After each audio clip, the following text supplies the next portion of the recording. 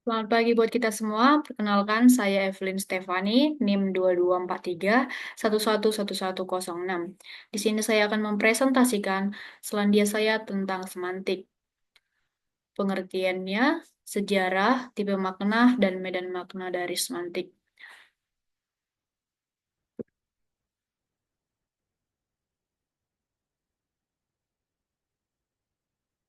Pendahuluan. Semantik adalah cabang linguistik yang mempelajari makna dalam bahasa. Makna yang dimaksud mencakup kata, frasa, kalimat, hingga wacana. Selanjutnya, pentingnya studi semantik. Belajar semantik itu memang sangat penting karena kita akan menerima berbagai manfaat, yaitu untuk pembinaan kemampuan berbahasa siswa, menjadi bekal bagi guru bahasa Indonesia untuk mengajarkan bahasa yang baik dan benar. Memahami semantik membantu dalam menganalisis makna dalam teks sastra, media, dan komunikasi sehari-hari. Selanjutnya, pengertian semantik. Menurut Aminuddin, semantik adalah studi tentang makna. Yang kedua, Krida Laksana.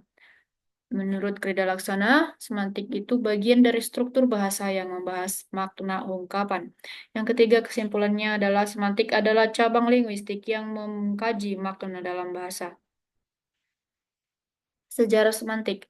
Aristoteles 384 sampai 322 sebelum Masehi. Makna sebagai satuan terkecil yang bermakna. Bereal 1890-an memperkenalkan istilah semantik secara resmi. Pada tahun 1890-an lah istilah semantik itu dikenalkan oleh Breal. Yang ketiga, Ferdinand de Saussure, bahasa sebagai sistem tanda yang saling berhubungan. Selanjutnya yaitu cabang-cabang semantik. Yang pertama, semantik leksikal, kajian makna pada kata atau leksem. Leksikal ini mempelajari makna kata secara individual terlepas dari konteksnya, fokusnya pada makna yang melekat pada kata itu sendiri. Contoh dalam kehidupan nyatanya kata kucing secara leksikal, hewan kucing berarti hewan berbulu yang sering dipelihara. Dalam kehidupan nyata, ketika seseorang menyebut kucing, kita langsung membayangkan hewan tersebut tanpa memerlukan konteks tambahannya. Yang kedua yaitu semantik gramatikal, makna yang muncul dari proses gramatikal. Semantik gramatikal ini mempelajari makna yang muncul dari struktur gramatikal atau tata bahasa seperti perubahan bentuk kata atau infleksi, susunan kata atau sintaksis atau relasi antar kata. Contoh dalam kehidupan nyatanya, kalimat ibu memasak nasi berarti ibu yang melakukan kegiatan memasak. Sedangkan nasi dimasak ibu menunjukkan bahwa nasi adalah objek yang sedang dimasak oleh ibu. Perbedaan struktur gramatikal ini mempengaruhi makna kalimat. Yang ketiga adalah semiotika. Semiotika adalah studi tentang makna dalam semua sistem tanda, tidak terbatas pada bahasa verbal. Semiotika mencakup makna yang dihasilkan dari simbol, tanda, gambar, atau gestur. Contoh dalam kehidupan nyatanya, lampu lalu lintas. Warna hijau berarti boleh jalan, warna merah berarti berhenti. Selanjutnya, hubungan semantik dengan linguistik. Semantik merupakan salah satu cabang utama dalam linguistik. Hubungannya erat dengan komponen-komponen lain dalam linguistik seperti fonologi, morfologi, sintaksis, dan wacana. Diagram hubungan semantik dengan fonologi, morfologi, sintaksis, dan wacana. Eh, Penjelasan hubungannya yaitu dari fonologi, hubungannya dengan sintaksis, yaitu fonologi mempelajari bunyi bahasa, sedangkan semantik mempelajari makna. Hubungan keduanya terlihat pada bagaimana bunyi membedakan makna. Contoh ini, fonem bunyi terkecil tidak bermakna, tetapi membedakan makna. Batu versus patu. Kata batu dan patu memiliki arti yang berbeda karena perbedaan fonem B dan P. Selanjutnya hubungannya dengan morfologi atau kata. Morfologi mempelajari pembentukan kata, sementara semantik mempelajari makna kata yang dihasilkan. Contoh kata dasarnya makan memiliki makna berbeda ketika ditambahan imbuhan. Memakan itu menjadi artinya melakukan tindakan makan, dimakan itu menjadi objek yang dimakan. Hubungannya dengan sintaksis. Yang ketiga, sintaksis. Apa hubungan sintaksis dengan semantik? Sintaksis mempelajari susunan kata dalam kalimat, sedangkan semantik mempelajari bagaimana susunan itu mempengaruhi makna. Contohnya itu kalimat anak itu makan kue memiliki makna yang jelas. Kalimat kue makan anak itu tidak logis secara makna karena perubahan susunan kata. Yang keempat ini ada wacana. Wacana itu hubungannya dengan semantik. Wacana mempelajari penggunaan bahasa dalam teks atau percakapan, sedangkan semantik menganalisis makna yang muncul dalam konteks tersebut. Dalam wacana, kalimat hujan deras tadi malam dapat bermakna literal atau menjadi pembuka cerita tentang banjir. Selanjutnya, istilah makna. Makna adalah pertautan antara bahasa dengan realitas luar bahasa.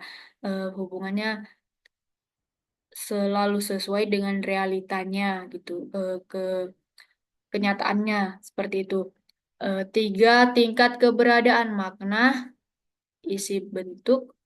Tiga, tingkat keberadaan makna, isi bentuk, isi kebahasaan, dan isi komunikasi. Contohnya, makna kata kursi mengacu pada benda dengan fungsi tertentu. Kalau kursi itu kan mengacu benda, fungsinya itu yaitu untuk duduk. Selanjutnya, aspek makna atau Palmer. Yang pertama, sense, pengertian literal atau contoh meja. Sama dengan adalah furnitur. Feeling, perasaan atau emosi, contoh dingin, bisa berarti sikap emosional. Tone, nada sikap, contoh nada hormat versus sarkastis.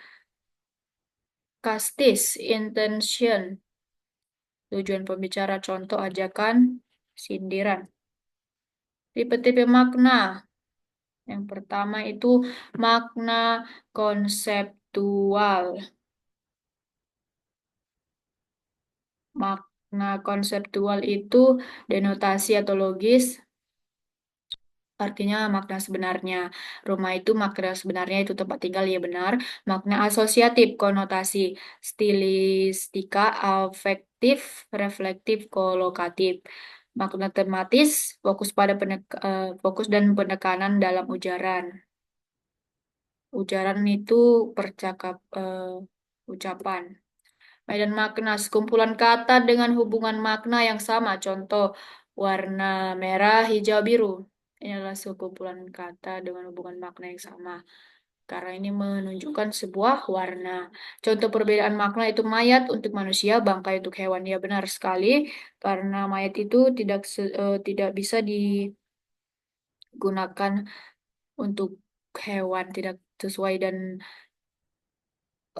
kata bangkai tidak tidak sesuai jika digunakan atau tidak layak digunakan untuk manusia jika kita gunakan kata bangkai. Selanjutnya komponen makna. Komponen makna di sini analisis makna berdasarkan ciri. Contoh bapak versus ayah. Kalau bapak ini eh, hanya digunakan untuk sapaan hormat kepada laki-laki lebih tua, digunakan juga untuk menyapa siapa saja yang dihormati, misalnya Bapak Presiden. Tetapi kalau kata ayah ini hanya merujuk pada orang tua kandung, tidak cocok untuk sapaan umum, misalnya ayah Presiden.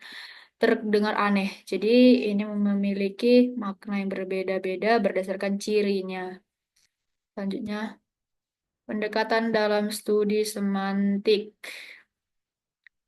yaitu pendekatan konseptual. Makna inheren dalam kata, contoh kata kuda adalah binatang. Makna inheren itu makna sebuah konseptual.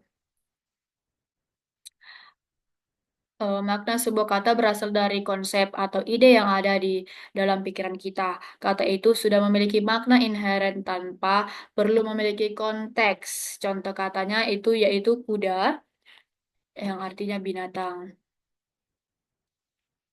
Selanjutnya, pendekatan komponensial. Makna sebuah kata dapat diuraikan menjadi ciri-ciri kecil atau komponen yang membentuk arti kata tersebut. Contoh kata, contoh kata Bapak memiliki ciri manusia dewasa memiliki anak sapaan hormat, sedangkan kata ayah tidak memiliki ciri plus sapaan hormat, sehingga hanya digunakan untuk orang tua kandung. Yang ketiga, operasional.